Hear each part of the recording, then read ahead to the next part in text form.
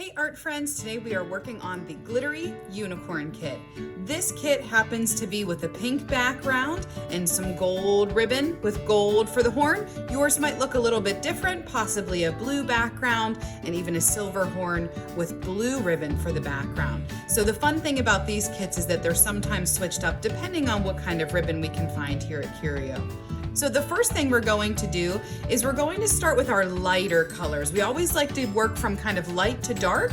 So we're going to be painting the areas that are white first. In your kit, you have a lot of different white looking colors. You have a regular white, a glittery color, and then you also have some glue for the ribbon at the end. So make sure that you're not accidentally using glue first. We will get to the glittery color too, but that's a little bit later.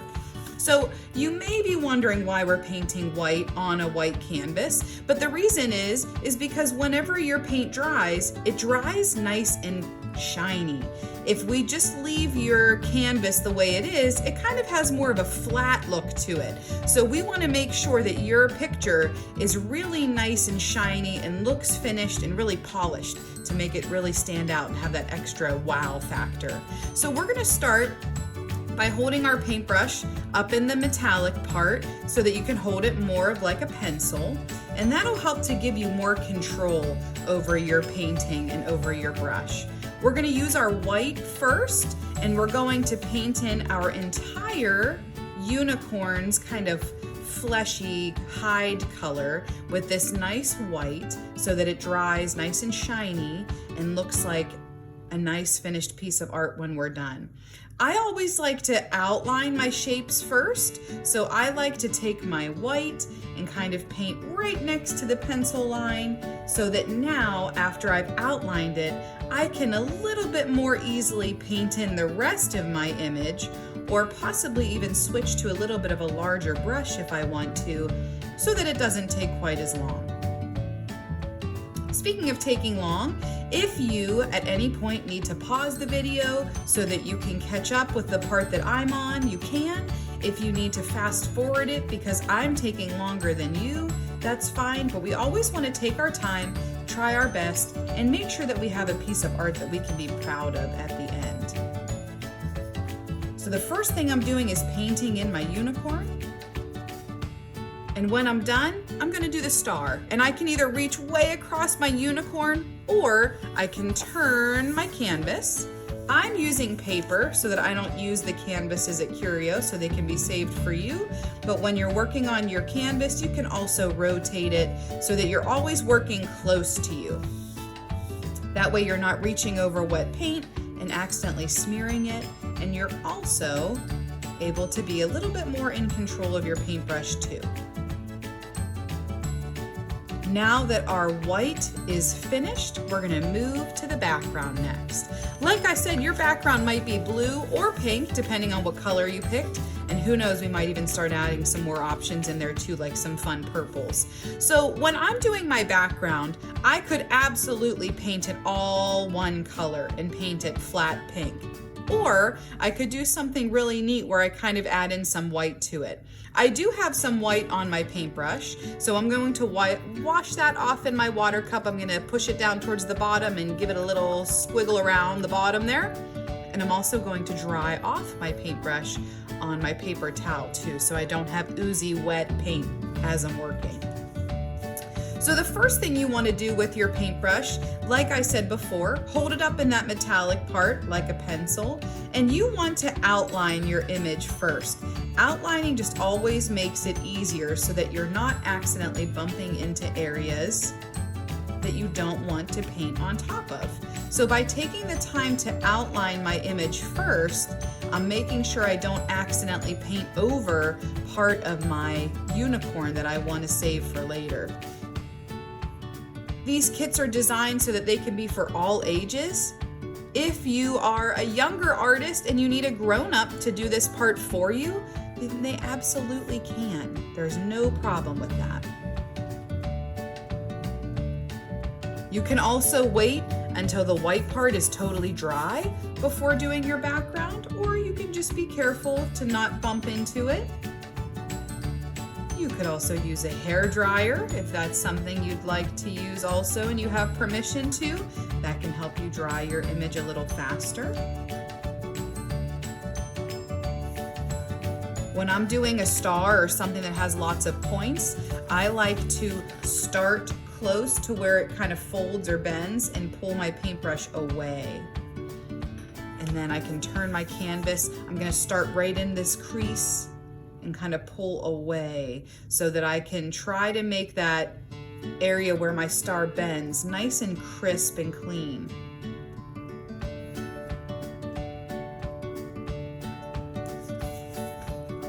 This might be the hardest part today. So when you're done with this part, it's smooth sailing for the rest of it. When you're done outlining, that's when we're going to start to do the rest of our background. And it's up to you with how you'd like to do it.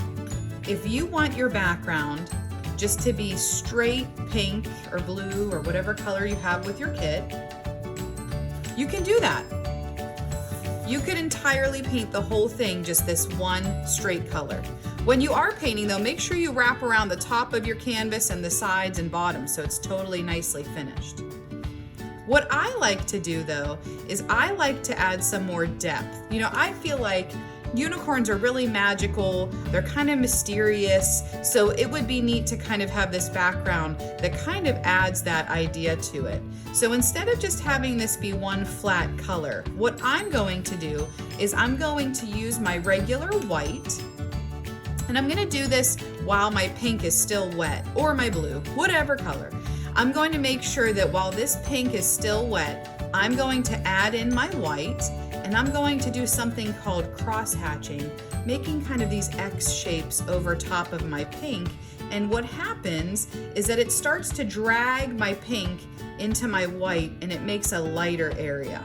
And you could choose to do this a lot, so it's a lighter pink, or you could choose it just to do it a little bit so your pink still stays darker, but it just adds a little bit of depth into it.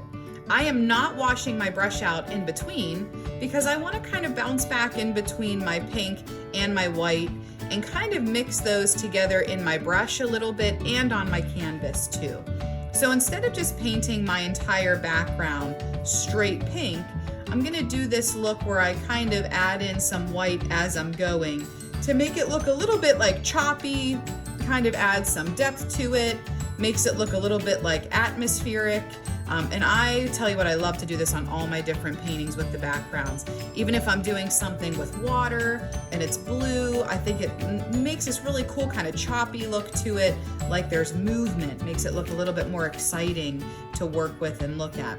And you know, some people like to do something like this, but they don't use an X shape. Some people like to do something where it's kind of swirled like this and they keep doing a rounded shape, which is great too. You could even come up with your own kind of design or shape to it. This is your picture after all. You're the artist, it's your masterpiece. So make sure that what you're doing is something that you love, not just something that I'm telling you to do because you're not me. You want it to be your awesome piece that you're proud of. I would say that the one thing you want to make sure you don't do is give your paintbrush kind of a scrubbing look. So you never want to put this paintbrush down and like scrub it like you're cleaning a dirty toilet. That's so disgusting and it breaks your paintbrush and you might drop it and everything would get crazy. So make sure that even though it's something that's a little choppy looking, you're still staying in control of your brush, you're holding it nicely, and you're trying to keep those bristles all together because your paintbrush should last a long time if you treat it nicely. And it's something you can use over and over again many times, which is great, because that means you can make many more pieces of art. Little more tricky when you get into the area around the star for sure. And since I'm using paper, I'm leaving a little space up top and not going right off the edge. But like I said, if you're using the kit and you have your canvas, you'll definitely want to paint around the sides of your canvas and the top and bottom.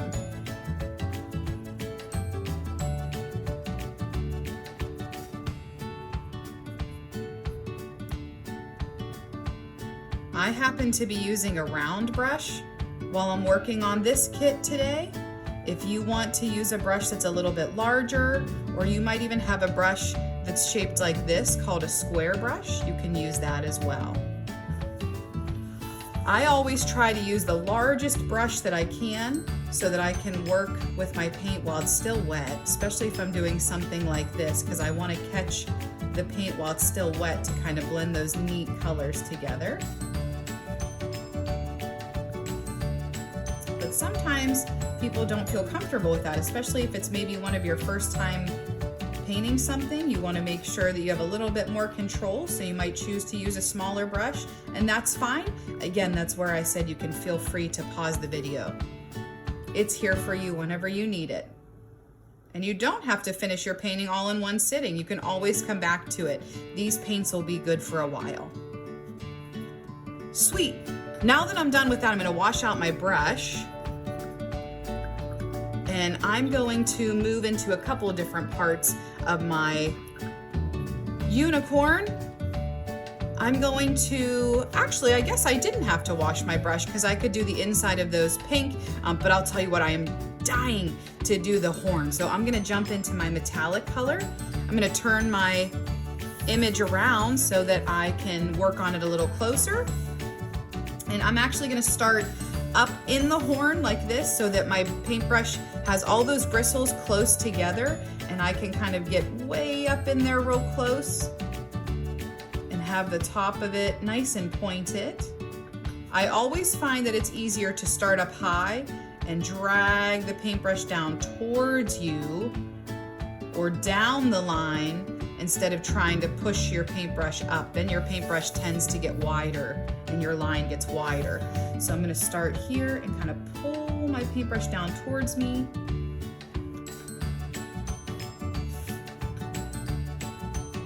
And it just all depends whether your horn is gold or silver, depending on what kind of ribbon we're able to supply you. They both look awesome.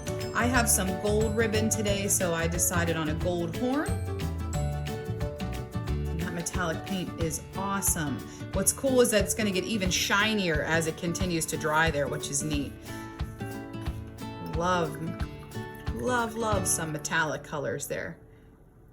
Make sure you dry off your paintbrush in between.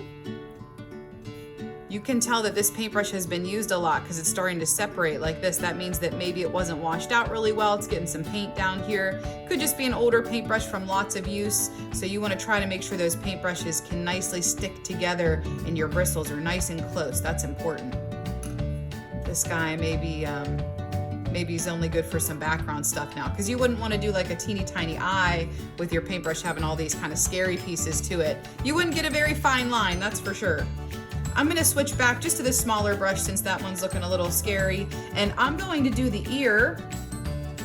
I could choose to do it just straight pink, or if you want to, just like we added some white in here, white is a lightener. So anytime we add white to something, it makes the color lighter. If you don't want to do your cheek and your ear as bright or as dark of pink as is in your background, you can add some white to it and make it a little bit more of a softer pastel, lighter pink, which I think I'm gonna do just so it looks a little different. So I'm gonna make a little bit of a lighter pink, and I'm gonna paint in my ear and my cheek. And you could do your ear a little bit darker pink, your cheek a little bit lighter pink. I'm just going to do them both the same.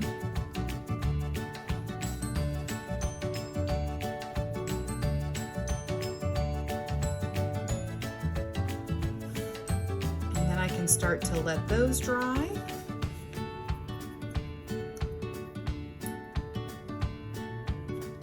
And I'm gonna wait to do the eye. My background looks dry enough that I'm actually gonna start to do my mane, which is a super fun part for sure. So you have included all of these different colors of ribbon, and you can either use all of them, just a few. If you have ribbon or yarn at home and you want to add more, you definitely can. But you have some glue that was added with your kit. You're more than welcome to use it. It's more of a tacky glue. You can use your finger to put glue on. You could use your paintbrush, or you could even use like a Q-tip at home if you want to. But we have lots of different things to glue on for your unicorn today. I'm gonna use my paintbrush just because I was talking about it being a little bit of an older paintbrush. So I'm gonna use it since it's a little bit older for the glue today. And I'm going to use this little gem that came with the kit, and I'm going to glue it to the top up here so that it's at the top of the horn. You don't have to put it there. If you feel like there's a spot that you like better, then you can absolutely put it there instead. I like to plan things out, so I'm going to see kind of what ribbons we have here and what colors they are so that I can kind of see what organization I want to do with it. They might be so long that they go off the edge of your canvas, which is fine. Or you could cut them so they're shorter. Sometimes I think it's fun whenever it goes off the edge. You could even choose to have one coming off of the front here if you want. What you don't want is when you start gluing these, you don't want them to be inside like this, like they've sprouted out of the inside of your unicorn. You want to make sure that they start right out from the edge. And I think I'm gonna do a pattern. So sparkly gold, lighter gold, white, sparkly gold, lighter gold, white. Oh, and then I'll do the sparkly gold. So definitely plan out what you want to do before you start gluing. Make sure you're happy with it. And you have two options. You can put glue down in kind of a stripe so that the entire piece of ribbon is glued down. Or you could put your glue just a little bit where it meets up with your unicorn, and it kind of creates this, like, this is kind of free to bend and move a little bit if you want it to. So it's up to you what you prefer. Again, this is your piece, so you create what you think you like best. And maybe you even choose to have some ribbon pieces glued totally down and some ribbon pieces left to be a little floaty. Technical term. This is a strong glue, so you don't need tons and tons of it, but you do want enough that it definitely sticks and holds on. You don't want your picture to be hanging up and then all of a sudden your little pieces of ribbon start to fall down. That'd be sad. Like I said, I like things organized, so I chose to do a pattern, but you don't have to. So that might be what your ribbon chooses to look like. Like I said again too, if you have yarn at home or different ribbon or something else you want to add in, you're more than welcome to. If you have different gems and things at home that you want to add, you can absolutely add that as well. This might be, I liked the horn as one of my favorite parts, but this next part might be one of your favorites as well. You are going to use this really cool glittery paint to give your unicorn kind of that magical feel to it. So this is a just straight glitter color. So what it is it's white glitter. So you can actually paint it on top of any color at all. It will dry clear, and all you will see is kind of these little shimmery pieces to it. It's not overwhelming glitter, which is nice because sometimes that can be a little too much. Oh, I just caught a little bit of pink in with my glitter, so it kind of blended into my star.